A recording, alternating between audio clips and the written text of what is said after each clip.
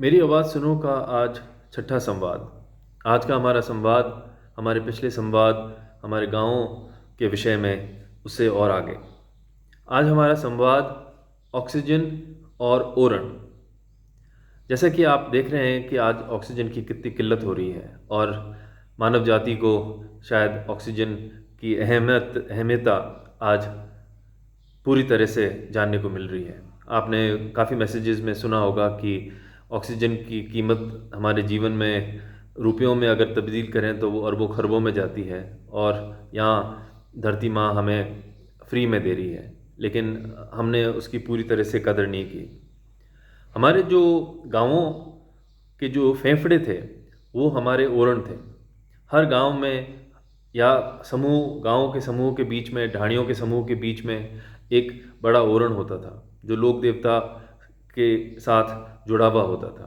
वहाँ पर हमारी गायें, बकरियाँ, भेड़ें चरने जाती थीं और हमारे जो पूर्वज हैं वो इतने दूरदृष्टि वाले थे कि उन्होंने हर गांव, हर ग्रामीण क्षेत्र के बीच में एक बड़ा हमें फेफड़े दिए थे जिससे हम शुद्ध हवा ले सकें।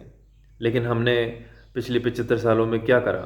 हमने उन ओरणों पे अतिक्रमण कर लिया, हमने उन ओरणों को काट दिया, हमने उन उन उन ओरणों को बर्बाद कर दिया।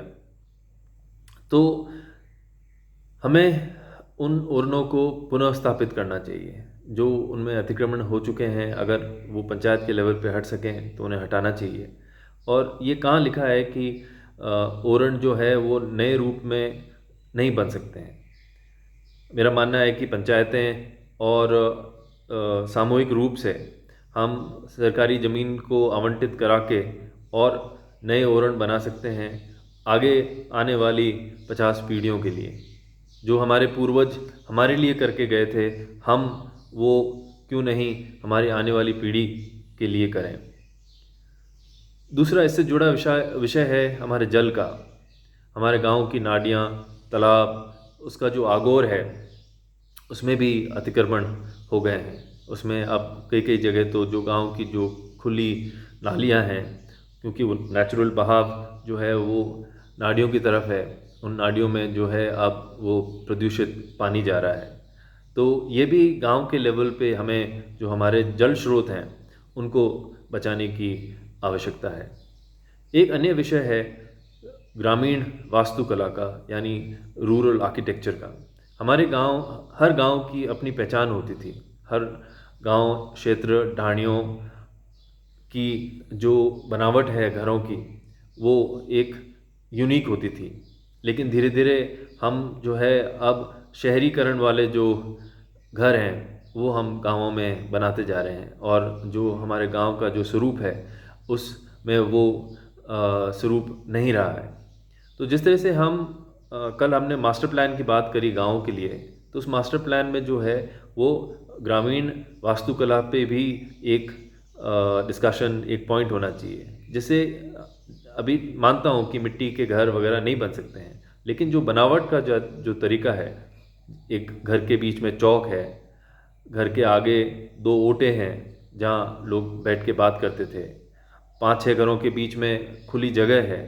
ये एक हमारी बहुत पुरानी सभ्यता का हिस्सा है, जिससे वो लोक संस्कृति का भी वो प्रतीक था कि 5 घरों के बीच में अगर चौक था तो उसके बीच में बच्चे खेल सकते थे।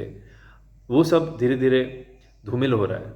तो उसके ऊपर भी जो है हम गाँवों के जो मास्टर प्लान है उसमें वो जो बिंदु है रूरल आर्किटेक्चर का, यानी कि ग्रामीण वास्तु कला का, वो भी हम ला सकते हैं।